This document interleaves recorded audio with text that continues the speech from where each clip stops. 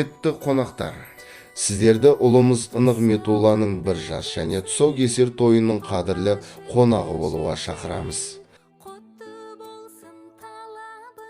Бірге толдым тәйте басым ағайын, той жасауға атанам тұрдайын.